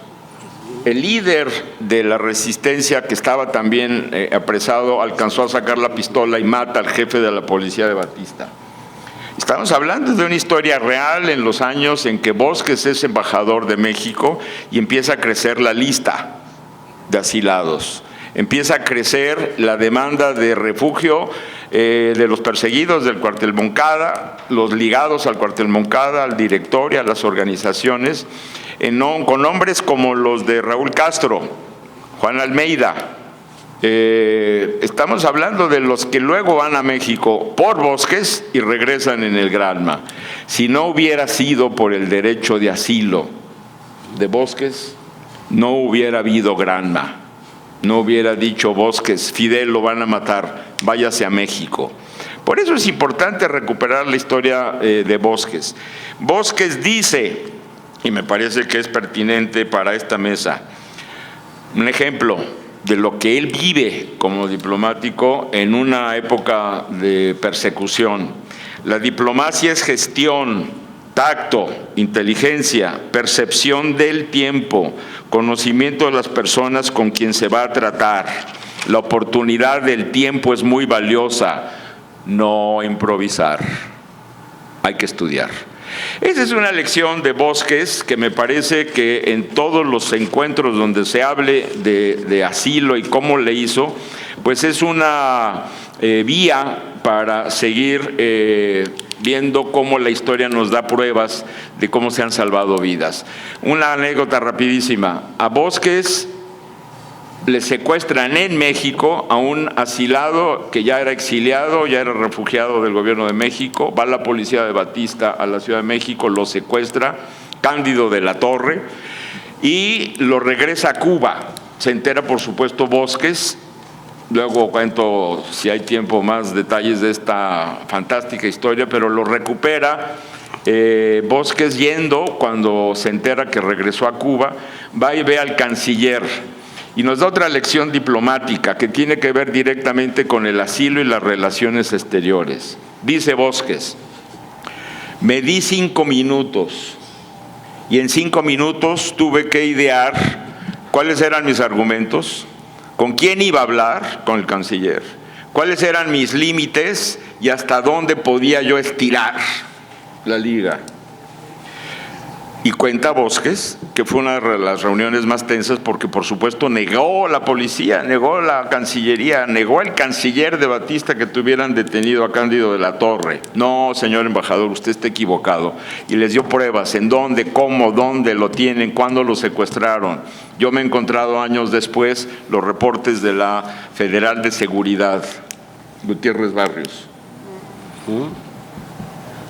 que por supuesto reportó al embajador de México en Cuba que habían secuestrado a este exiliado ya en paz en México, y Bosques tiene toda la fuerza, sin recibir instrucciones porque no había en esa época manera de comunicarse a la Cancillería. Era decisión del embajador, por supuesto luego la Cancillería le dio toda la razón. Lo que traía al cinto era una 45, no un Apple. El embajador Bosques sabe dónde lo tienen detenido y exige y pone hasta el límite romper relaciones. ¿Están dispuestos a romper relaciones con México? Devuélvanoslo. Déjeme consulto. Esa es la respuesta. Consulta y al día siguiente lo mandan llamar y le dicen, se lo vamos a entregar en el aeropuerto. Y se lo entregan en el aeropuerto golpeado, torturado, manda a pedir un avión de México que va por Cándido de la Torre, que regresa y por supuesto, no lo vuelven a tocar. Por eso cuando alguien de repente me dice, ¿por qué México tiene que mandar un avión por Evo? ¿Cuánto se gastó el gobierno mexicano por mandar un avión por Evo? Porque tenemos historia, porque tenemos compromiso, porque sabemos de dónde viene la política de asilo de México. Y eso es un ejemplo de los muchos de los que podíamos hablar. Voy cerrando. Cuando ha habido crisis en Chile, ahí estaba la embajada. Cuando hubo crisis en Argentina, ahí estaba la embajada. En Uruguay, en Centroamérica, atrás de cada política de asilo había un embajador. Recordemos a Martínez Corvalá, salvando a la familia de Salvador Allende. ¿Cuántos logró sacar sin que violaran la embajada de México en Chile? Gran habilidad, porque Pinochet era capaz de todo. Bosques no permitió que violaran jamás la embajada. Martínez Corvaló hizo lo propio, Villa hizo lo propio en Argentina bajo la dictadura. Podríamos hablar de muchos ejemplos. Voy cerrando. Hace un par de días, Sergio Ramírez fue declarado doctor honoris causa por la Universidad de Guadalajara. Gran discurso, yo se los recomiendo, búsquenlo, si no me equivoco ya lo debe haber subido la FIL. Ahí lo pueden ver en Canal 44, en el YouTube. Sergio Ramírez, discurso Sergio Ramírez en honoris causa. No saben qué joya de discurso. Y en un momento, porque habla del exilio, los exilios, los asilos, y en algún momento dice Sergio Ramírez en su intervención hablando de la persecución de Víctor Hugo. Dice, la circular de la policía secreta francesa que forzó a Víctor Hugo a huir al exilio, fechada el 3 de diciembre de 1851, decía, hoy a las 6 en punto se ofrecerán, a partir de hoy a las 6 en punto se ofrecerán 25,000 francos a cualquiera que arreste o asesine a Víctor Hugo. Ya se sabe dónde está, no lo dejen escapar bajo ningún pretexto. 1851. ¿Qué distancia hay entre la persecución de Víctor Hugo y la persecución de Jorge Glass en la Embajada de Ecuador? No lo dejen escapar bajo ningún pretexto. La orden de la policía secreta francesa buscando a Víctor Hugo, ¿en qué se distingue de la orden de la policía del Ecuador, que como ninjas subieron por la escalera y violaron la Embajada de México? De ahí venimos, es la misma historia. Ahora tenemos entre la persecución de Víctor Hugo y la violación de la Embajada de México en Ecuador un andamiaje legal que es el que tenemos que utilizar, es el que nos permite ir a la Corte Internacional, que seguramente mi tocayo Miguel abundará cómo va el proceso y seguramente veremos las grandes diferencias que hay hoy por hoy para la defensa. Termino con una frase. Hace poco, hace unas horas, hace unos días, se dijo, y se dijo fuerte, a México se le respeta. Sí, es muy fuerte y es muy digna y es muy movilizadora la frase. Pero yo quisiera llamar la atención a que a México se le respeta en el mundo porque ha sabido defender la vida de muchos habitantes en muchas embajadas, en muchos países, y eso le ha dado un enorme prestigio a México. Sí, a México se le respeta. Finalmente, los actores que deben de seguir en esto no son solo los embajadores, no es solo el gobierno, no es solo la Cancillería, también la sociedad civil tiene un papel que desarrollar en la defensa de los derechos, tienen las universidades, y yo felicito nuevamente a la Universidad de Guadalajara por tener esta vocación y compromiso, los centros de pensamiento, las redes sociales son vitales para que se conozca la verdad sobre estos casos, porque si no, como decía Jorge Steiner, son cómplices los que dejan las cosas indiferentes. Somos cómplices si lo que nos hace pensar es la indiferencia. Muchas gracias.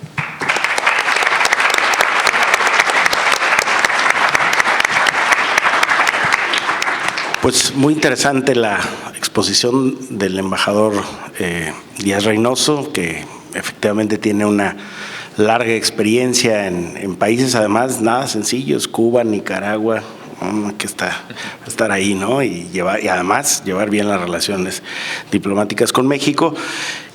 Yo creo que fue muy elocuente. Yo no sabía con el detalle que lo ha contado, embajador, este asunto de hasta dónde llega el asilo, aunque efectivamente, digo, México se reconoce en el mundo como uno de los países que tiene una larga tradición en el asilo y que ese asilo le ha dado a México a lo largo de la historia también esa, digamos, perspectiva a nivel internacional de ser un lugar donde la gente puede refugiarse en protección de sus derechos y donde el gobierno y la población pues han acogido a gente muy importante, pensadores intelectuales, políticos, artistas en el mundo que han acudido al asilo político como una medida de protección cuando en sus países las garantías fundamentales ya no están a disposición de sus derechos.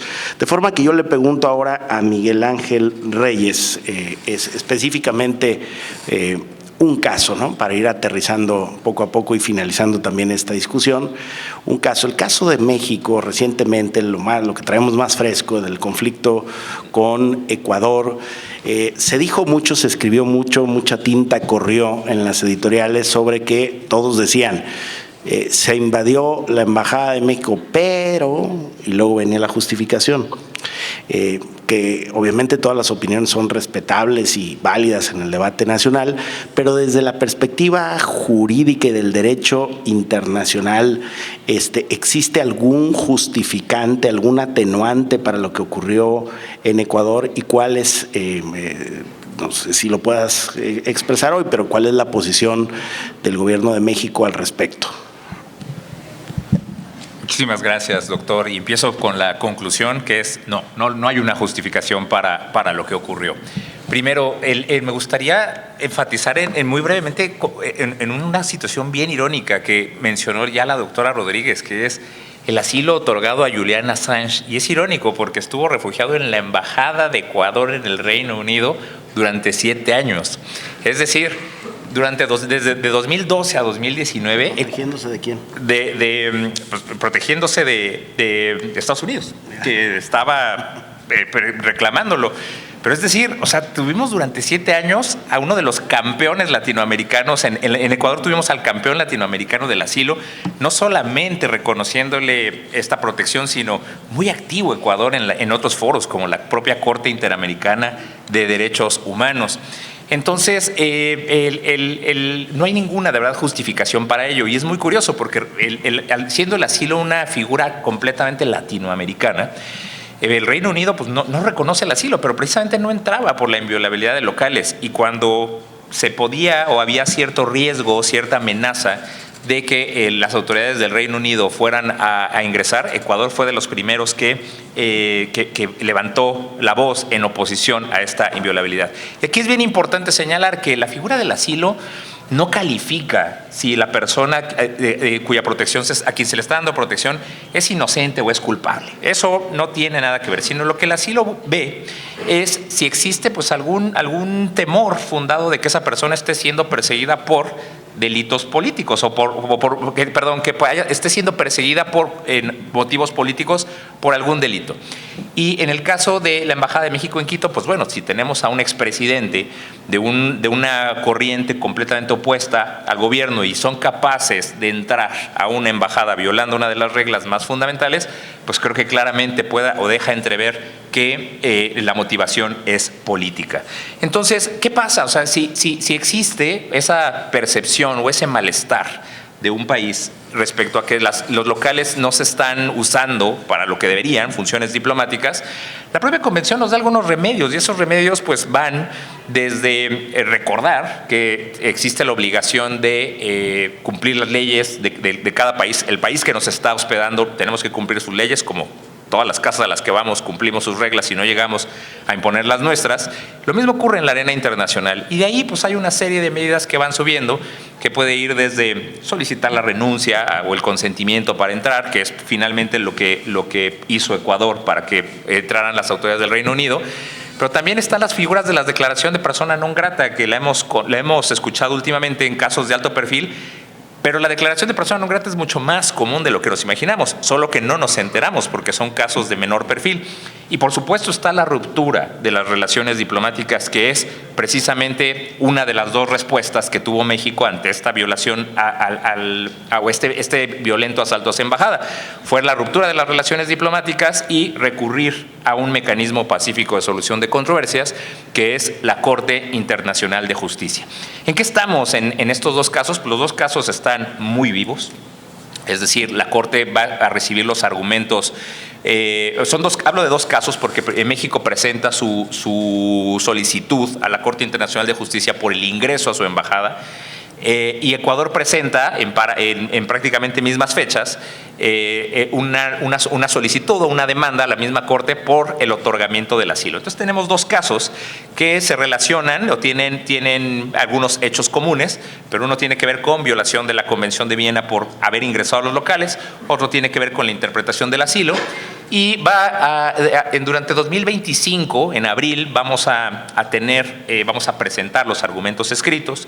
Desde abril hasta enero son dos fases de presentación de argumentos escritos, y a mediados de 2026, tal vez finales, haya una audiencia. Es decir, la justicia internacional no es tampoco muy pronta y muy expedita por la carga de trabajo que tiene, pero van a ser 2 años muy activos, y tengan ustedes la confianza de que México va a hacer valer o que la razón le asiste, porque, reitero, no hay ninguna justificación para ingresos tan violentos como que el que Ahora, vivimos. Miguel, ¿y se puede resarcir el daño causado?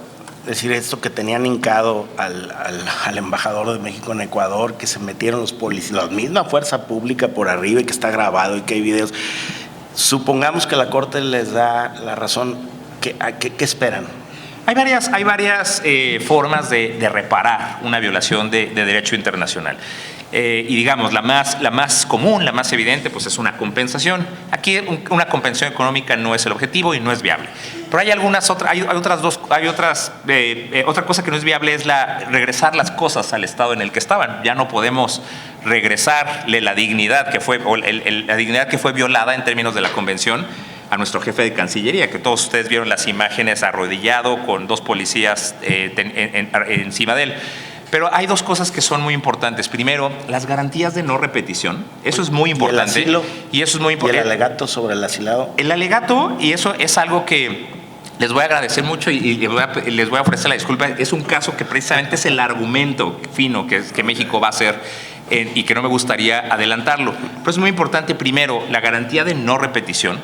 Y lo segundo, una satisfacción, es decir, podemos hablar de una disculpa pública, es una forma, digamos, de la satisfacción, es reparar el daño sufrido en lo general, algo que no sea cuantificable económicamente y algo que como no nos permite regresar al estado en el que está, pues buscaremos reparaciones de ese tipo. Entonces, ese es el gran reto, y esa era precisamente la pregunta con la que iniciabas esta segunda ronda, doctor.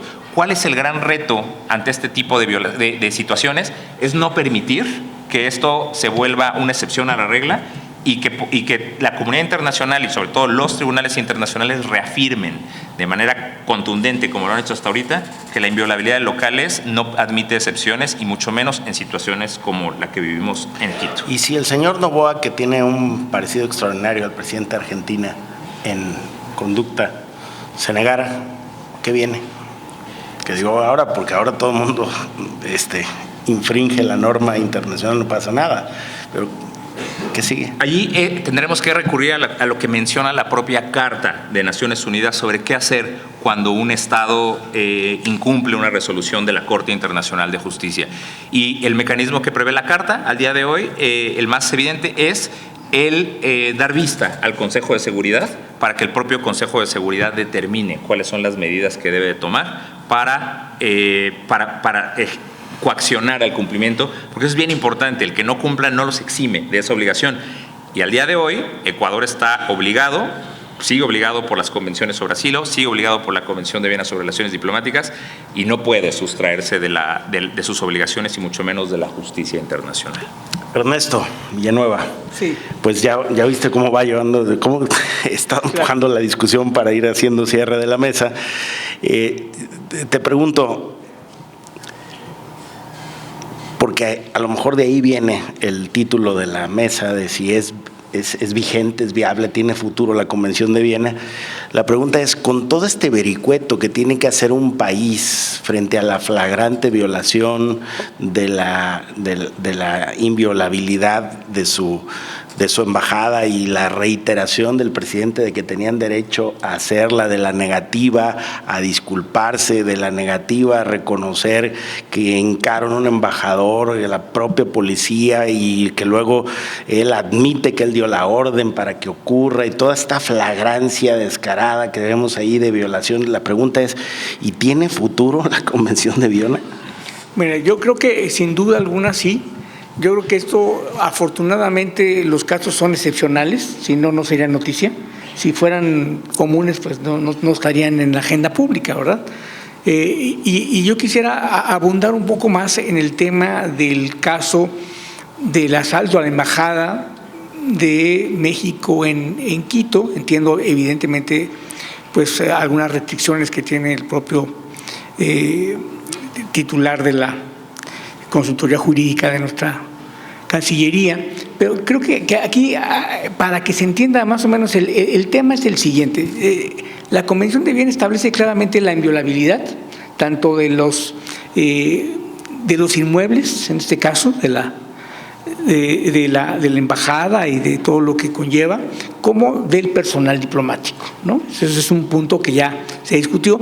Aquí el tema es: llega y de pronto se da el asalto a la embajada, y el argumento de la autoridad ecuatoriana es que están ustedes asilando a una persona que ha cometido un delito y está en proceso, razón por la cual ellos invocan el convenio de asilo diplomático, el artículo 3º, en donde establece que no es lícito otorgar asilo a una persona que esté en proceso y que esté llevándose a cabo, es decir,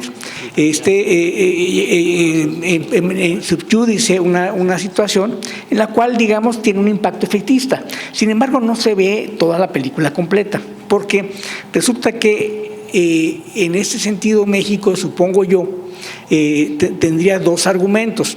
De entrada, el artículo 4º matiza el alcance del artículo 3º. El artículo 3 dice: no es lícito que le des asilo diplomático a una persona que está siendo objeto de un juicio conforme a las leyes, en este caso internas, de Ecuador. Pero el artículo 4 dice: serán las autoridades del país asilante, en este caso México, el que califique si son o no son lícitas. Entonces ahí tienes el primer punto. Segundo punto, la Corte Interamericana de Derechos Humanos, en su opinión consultiva 25 de mayo del 2018, establece, al referirse al principio pro persona, es decir, el principio pro persona significa la norma que proteja de mejor manera a alguien. De esta suerte, la interpretación de la Corte Interamericana sobre asilo diplomático asimila asilo diplomático a asilo territorial, y además dice que se debe buscar aquella que tenga la protección precisamente más amplia, es decir, el principio por persona. ¿Qué tiene México al respecto? Bueno, México desde el 2011, en la gran reforma de derechos humanos del 2011, introduce precisamente el principio por persona en el artículo 1 de la Constitución Política. Y segundo, en la propia, y aparte el asilo político lo introduce en la propia Constitución. Y además, después de ahí hay una ley en donde equivale o hace una equivalencia entre asilo político y asilo territorial. No hay una distinción, buscando precisamente el mayor beneficio, es decir, el principio pro persona, materializándolo jurídicamente. Entonces ahí serían los dos grandes argumentos que tenemos. Entonces yo creo que con eso, junto con los otros argumentos, obviamente que seguramente tendrá la Cancillería, pues México, sin duda alguna, no me cabe la menor duda, va a salir triunfante y se van a llevar a cabo todas las medidas necesarias y conducentes para reparar la situación que se ha dado conforme a derecho. Y entonces te diré que la Convención Diplomática, la Convención de Viena es fundamental. O sea, me parece que ese es el eje de las relaciones, ¿no? Ese es un interés común, es un interés interdependiente.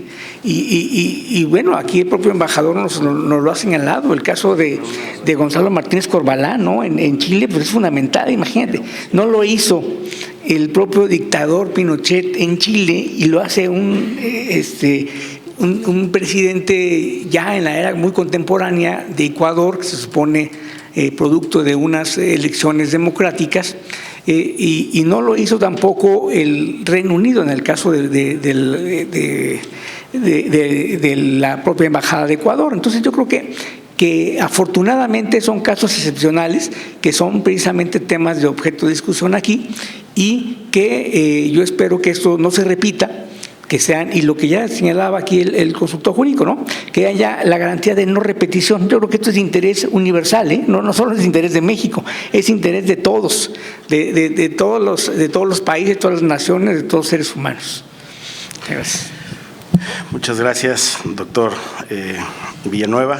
Pues en efecto, es que el asilo es político, no jurídico, y la valoración política de si se le da o no al asilo corresponde al país que otorga el asilo. Bueno, para ya concluir, les pediría que en poco menos de un minuto cada quien diera sus conclusiones sobre esto que hemos discutido. ¿Es entonces viable la Convención de Viena? ¿Tiene futuro estas normas que se tejieron hace muchos años y que hoy pareciera ser, por algunos casos que se dice que son aislados, pero cada vez son más recurrentes, y este perfil de mandatarios pues poco acuciosos del respeto a la ley y a los tratados internacionales? Pues la pregunta es si esto sigue teniendo o va a tener vigencia en el futuro mediano y a corto plazo. Empiezo con Ileana Rodríguez. Muchas gracias. Pues para mí sí, la vigencia evidentemente sigue incólume, se mantiene, pero se requieren reconocimiento a ciertos fenómenos que hoy plantean un reto para la diplomacia. ¿Cuál es? La migración, donde miles de personas cotidianamente abandonan sus territorios por múltiples factores. Allí no va a haber capacidad de consulados ni de embajadas para dar atención debidamente a los fenómenos que se están viviendo. ¿Cuál va a ser el alcance de una convención en términos de protección? El segundo, el tema del uso del Internet, que es un territorio virtual sin fronteras y que promueve la infodemia en tiempos de posverdad. Alguien que lanza una mentira que el resto cree y que genera problemas políticos, pero además representa un reto para la diplomacia en términos de qué sí se dijo y qué no se dijo, que pueda lastimar o lesionar el interés de otro Estado. Y, por supuesto, el tema de estar preparados para crisis sanitarias.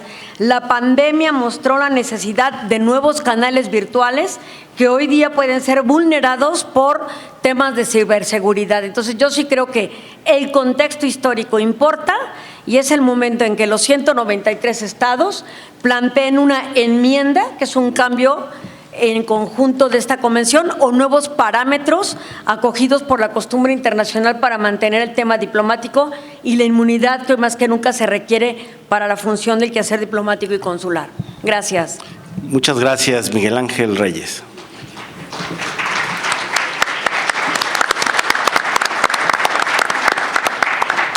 Muchas gracias. Coincido también en la vigencia y en el futuro de la convención.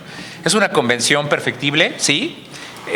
¿Vale la pena actualizarla? Tal vez. ¿Es viable hacerlo? Definitivamente no.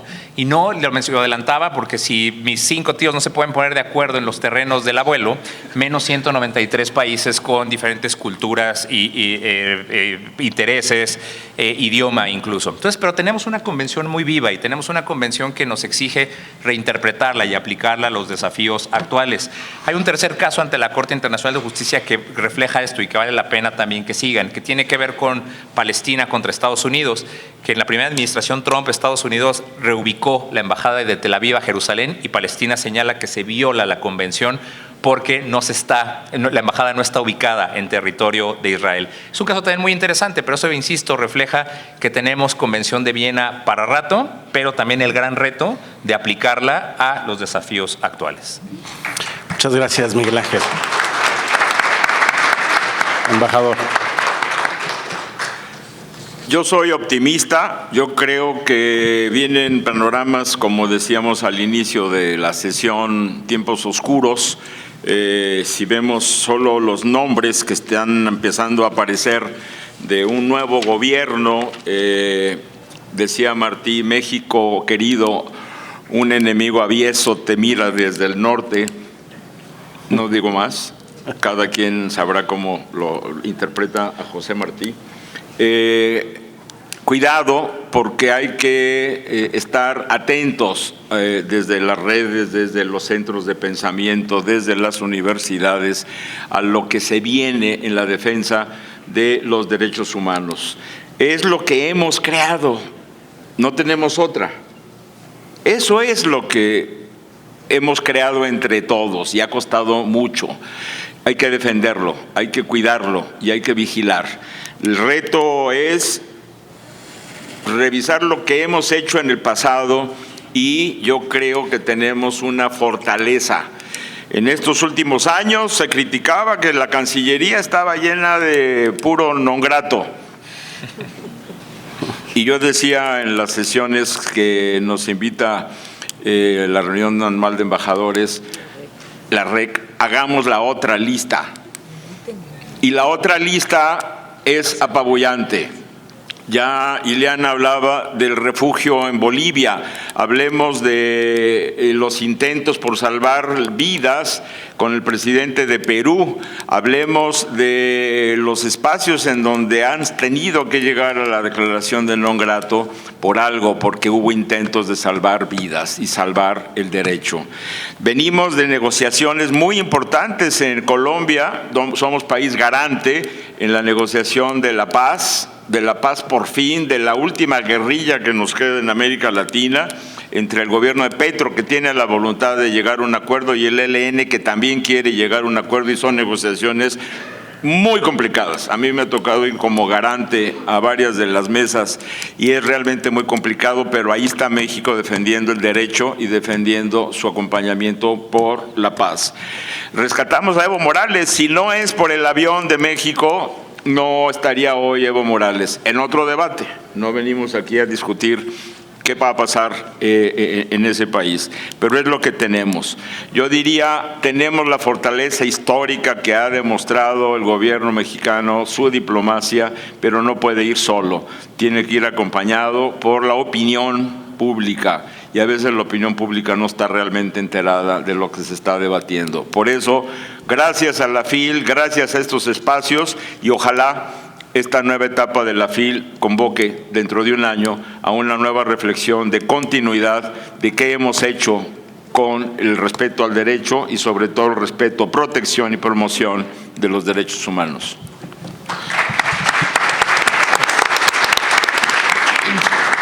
Pues hacemos nuestra la propuesta, embajador, y si aquí seguimos, seguramente seguiremos convocando esta reflexión. Para finalizar, le pediría al doctor Villanueva que nos haga el favor de hacer su conclusión. ¿Tiene futuro la Convención de Viena? ¿Qué opinas? Bueno, yo opino igual que mis antecesores, coincido y retomaría la palabra precisamente del doctor Miguel Reyes en el sentido de la Constitución viviente. Me parece que la Constitución viva, me parece que es muy importante. Quizá no haya condiciones efectivamente para una reforma de la Convención de Viena. Sin embargo, sí, ¿por qué? Porque como diría el embajador, el juez Holmes en Estados Unidos, no es una fórmula matemática. Por tanto, sí es susceptible de ser interpretada contemporáneamente y reformada esa interpretación, se puede ir reinterpretando. Yo creo que por ahí es el camino, me parece que ese es el camino más viable, en donde, sin embargo, y no sé que no es el tema, pero aprovecho para traerlo, en donde sí creo que podría ser viable para mitigar de alguna manera la polarización, es que en México se convocara un nuevo Congreso Constituyente, porque hay necesidad de establecer nuevas reglas, hay que buscar que las diversas fuerzas, cada quien atendiendo a la correlación de fuerzas políticas que tiene, pudiera generarse nuevas condiciones. Entonces, ese es otro tema que seguramente va a ser objeto de debate, porque ya tenemos tantas reformas que ya merece que derechos, tanto los derechos digitales como derechos de tercera generación tradicional, pues deben de estar y deben ser parte, pues, de una nueva Constitución, y donde además tenemos, pues, una mayoría calificada, que tendría que ser no solo la mayoría calificada, sino incluyendo, por supuesto, a las oposiciones, a los partidos de oposición y a la sociedad en general, para que pudiera lograrse una, pues, por lo menos, si no una cohesión social, por lo menos sí una reducción en las asimetrías y en las brechas que tanto nos dividen y tanto nos afecta al país. Muchas gracias. Pues muchas gracias, Ernesto. Como ustedes pudieron atestiguarlo, percibirlo, la Convención de Viena, este tratado internacional que norma las relaciones diplomáticas entre los países, acusa hoy la necesidad de grandes cambios, pero sobre todo requiere de una diplomacia que sea pacífica y que sea efectiva. Muchas gracias a Miguel Ángel Reyes, a Ernesto Villanueva, a Miguel Díaz Reynoso y a Ileana Rodríguez por regalarnos una parte de su tiempo el día de hoy. Bienvenidos a la FIL. Gracias.